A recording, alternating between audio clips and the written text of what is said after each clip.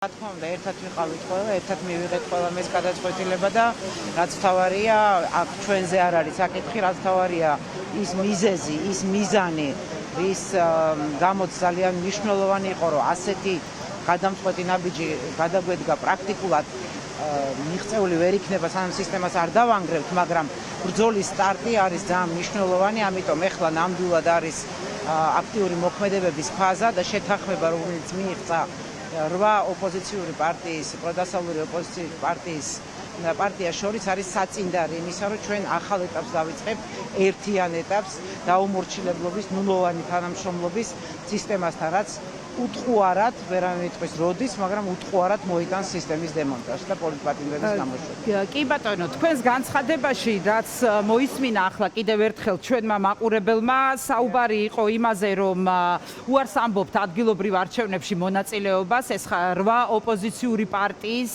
განცხადება იყო.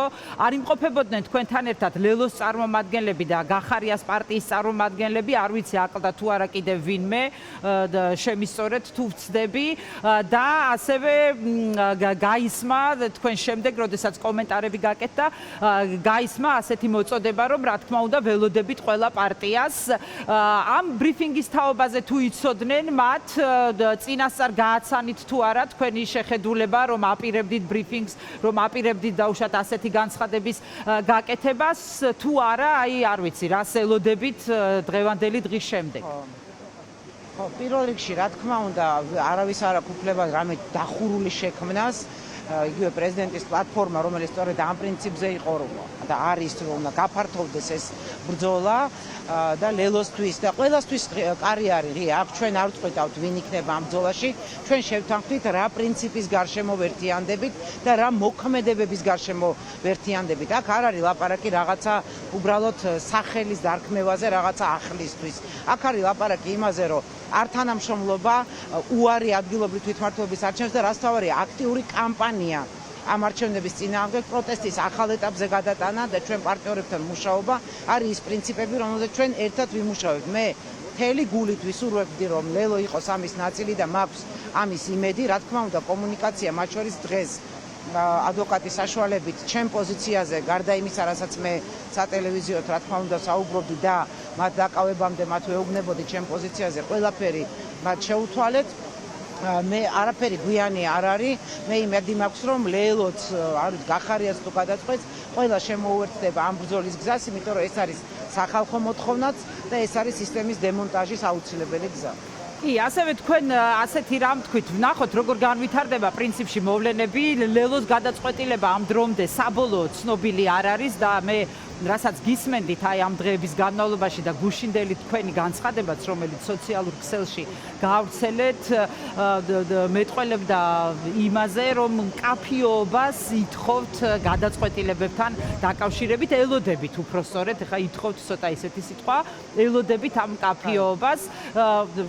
ვნახოთ, დრო პრინციპში ძალიან ცოტა დარჩა და ალბათ გადაწყვეტილებები უკვე იქნება მიღებული, რაც შეეხება გახარია საქართველოსთვის. მათ ისინი ყოველდღე უსვამენ ამას ხაზს, რომ არავითარ შემთხვევაში არ მიიღებენ, არ შეცვლიან საკუთარ გადაწყვეტილებას და ყველა შემთხვევაში, რაც არ უნდა მოხდეს, ვინც არ უნდა იშიმშილოს, ან არ იშიმშილოს, შეწყვიტოს, ან არ შეწყვიტოს შიმშილობა, ნებისმიერ შემთხვევაში მათი გადაწყვეტილება არის უცვლელი და ისინი გადიან თვითმმართველობის არჩევნებზე.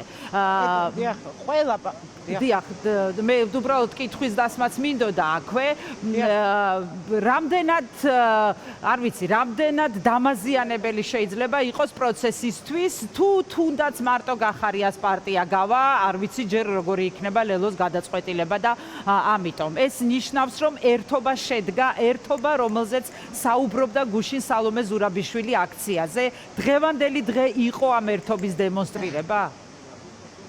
პირველ რიგში, ყველა პარტია თავად იღებს ცხადია გადაწყვეტილებას და არც შიმშილობა და არც რაიმე მოთხოვნა არ არის ურთიერთობის ფორმა პარტიებს შორის.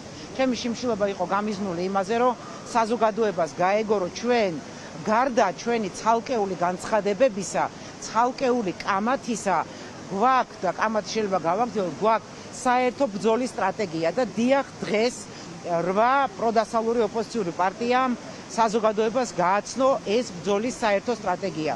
კიდევ ერთხელ ლელოს პოზიცია მე ვიმედოვნებ, რომ იქნება ამ ყველაფრის ნაწილი, თუ არ იქნება ყველა თვითონ იღებს ამ გადაწყვეტილებას, მაგრამ დღეიდან ჩვენ ვიცით რა უნდა ვაკეთოთ, როგორ უნდა ვაკეთოთ, რა რეჟიმში უნდა ვიმუშაოთ, ამოცანები რა არის, სტრატეგიული ამოცანა რა არის, რატო არის მნიშვნელოვანი რომ კამპანია დაიწყოს უარი არჩევნებს და ამ არჩევნებს არ უწერია ლეგიტიმურობა, ეს არჩევნები ვერ შედგება. მე ვისურვებდი რომ ლელოელი თანამებრძოლები, ჩვენი მეგობრები იყვნენ სწორედ ამ ბრძოლის ნაწილი.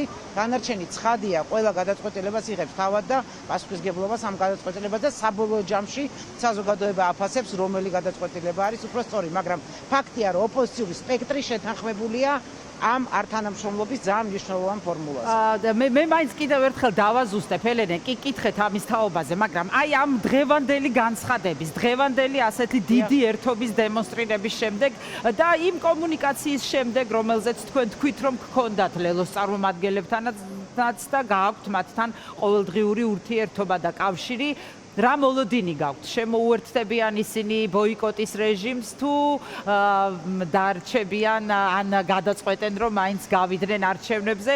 არ ვიცი, საბოლოოდ მათი პოზიცია უფრო იხრებოდა არჩევნებზე გასვლისკენ, ამ დრომდე ყოველ შემთხვევაში ასე იყო. აი თქვენი მოლოდინი როგორია?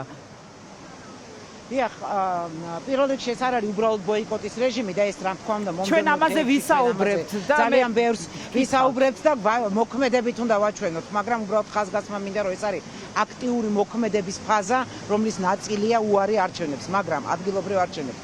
მაგრამ რაც შეეხება ლელოს, ჩვენ ვართ ყველანი ძალიან სპეციფიურ ვითარებაში, სადაც თითქმის ყველა პარტიის ლიდერი არის ან საზღვარგარეთ, ან ციხეში, ამიტომ რა თქმა უნდა მე ძალიან გამიჭირდება რომ ახლა აქედან ვისაუბრო საბოლოო ჯამში მამუკა და ბადრი რას გადაწყვეტენ, ჩვენ გვაქვს მუდმივი კომუნიკაცია, გუშინაც ერთად ვიყავით ირაკლი კუპრაძესთან ერთად, რომელსაც თანამდებობა აქვს ასევე ამ პარტიაში. მე ვერაფრით ვერ ვილაპარაკებ, პროგნოზები ამაზე ვერ მექნება.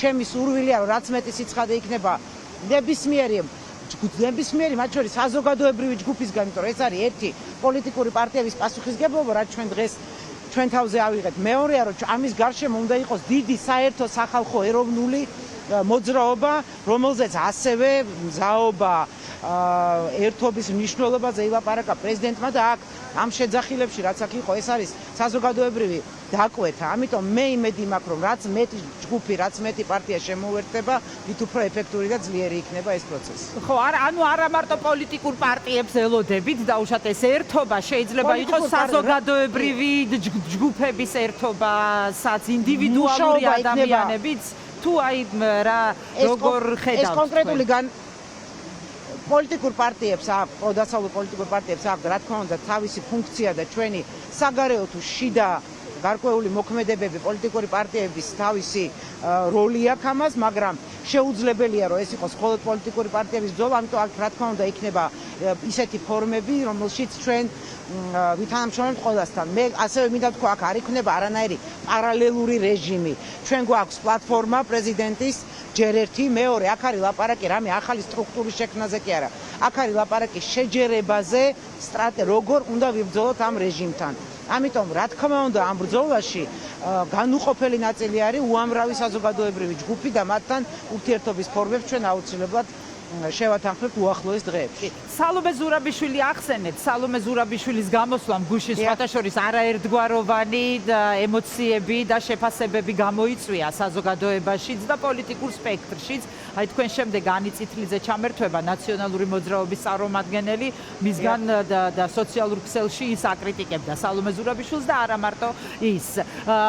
სალომე ზურაბიშვილმა თუ იცოდა დღევანდელი განაცხადის შესახებ, ან მას შემდეგ რაც გააკეთეთ განცხადება, ხომ არ გქონიათ მასთან კომუნიკაცია და როგორია მისი დამოკიდებულება? კიდევ ერთხელ ხაზს ვუსვამ, ერთობაზე განსაკუთრებული აქცენტი ჰქონდა გუშინდელ გამოსვლაში მას. დიახ, პირველ რიგში ზუსტად იმ პოლიტიკურ ჩარჩოში, რომელიც შექმნა სალომე ზურაბიშვილმა და მათ შორის გუშინ გაგვაცნო, ვიღაცა შეიძლება მოეწონოს ამის ფორმულირება, მაგრამ ან არ მოეწონოს, მაგრამ ის პოლიტიკური ჩარჩო, რომ აუცილებელია ერთობა, სწორედ ეს პოლიტიკური ჩარჩო, არაზე ჩვენ დღეს ვილაპარაკეთ. ამასთანავე ჩვენ დავაკონკრეტეთ თუ რის გარშემო რა მოქმედებების გარშემო არის ეს ერთობა, ამიტომ ეს არის სწორედ ამ საერთო მიდგომის გაგრძელება. მე მესმის, რომ სხვადასხვა პარტიებს, სხვადასხვა სუბიექტური თუ ობიექტური მიზეზებით აქ ჩვენ ვიდექით ბევრი კონფლიქტის მონაწილე პოლიტიკური პარტიები იყო, მაგრამ ჩვენი პასუხისმგებლობა ამ პროცესში სწორედ იმაშია, რომ ვაკრიტიკებთ თუ არა რომელიმე გამოსვლას ან გადაწყვეტილებას ერთმანეთის საბოლოო ჯამში ყოველას გვესმის, რომ ეს ბრძოლა დაუმორჩილებლობის უნდა იყოს საერთო. ამიტომ მე დარწმუნებული ვარ არსებული კრიტიკებისა თუ კამათის მიუხედავად ეს ყველაფერი დაიწყება ერთად, იმიტომ რომ ჩვენ ყველამ დღეს ამაზე ავიღეთ პასუხისმგებლობა რვავე პოლიტიკურმა პროდასავლურმა პარტიამ. კი ბატონო, ელენე, მე ვიცი რომ თქვენი ჯერ ძალიან სუსტად ხართ, ამიტომ არ გადაგღლით ახლა ბევრი შეკითხვით და ბევრი კითხვა მაქვს იმასთან დაკავშირებით, გეგმა და რას ნიშნავს ზოგადად ეს ართანამშრომლობის რეჟიმზე გადასვლა, შემდგომი ნაბიჯები რა შეიძლება იყოს. კი, მაგრამ ამაზე დაგინდობთ. თუ შეგიძლიათ ძალა თუ გაქვთ მითხარით თუ არა და შეგვიძლია სხვა ეთერში გავაგრძელოთ ამაზე საუბარი, მოკლედ მაინც მონახაზი რომ მითხრათ. ძალიან კი აუცილებლად ეს ნიშნავენ ძალიან მოკლედ გეტყვით რომ ჩვენი შეთანხმების უმნიშვნელოვანესი ნაწილი იყო არა უბრალოდ ერთად დადგომა, არამედ იმ კონკრეტული კამპანიის ფორმებზე, მათ შორის ბრძოლის ფორმებზე შეჯერება, რომელიც პრაქტიკულად ყველა ამ პარტიას გააჩნდა. ცალკე თავისუფლების მოედანს, ცალკე ნაციონალურ მოძრაობას, ცალკე ჩვენ ცალკეულ პარტიებს ახლებს დროას, მთლიანად ჩვენ გირჩევს, მთლიანად ჩვენ კოალიციას, თავისუფლების მოედანს ეს სოციალურ წრეში ტრიალებდა და ყველა ეს კონკრეტული გეგმა იყო შეჯერებული, რომ ჩვენი თანხმედრა არის იმაზე, რომ ვიცით რა ნაბიჯები უნდა გადავდგათ, როგორ უნდა აღვუდგეთ იგივე აი ამ დელეგიტიმაციის პროცესი როგორ უნდა წარმართოთ ქვეყნის შიგნით თუ ქვეყნის გარეთ. ამიტომ ჩვენ გამოვედით არა უბრალოდ განაცხადით, არამედ შეჯერებული ხედვით მოქმედებების და რა თქმა უნდა უახლოეს დღეებში ჩვენ ამ განცხადებას მოყვება ყველა ამ მოქმედების ახსნა, განხილვა, მათ შორის რუსთაველზე, გაცნობა, ფუნქციების გადანაწილება და ძალიან აქტიური მუშაობა.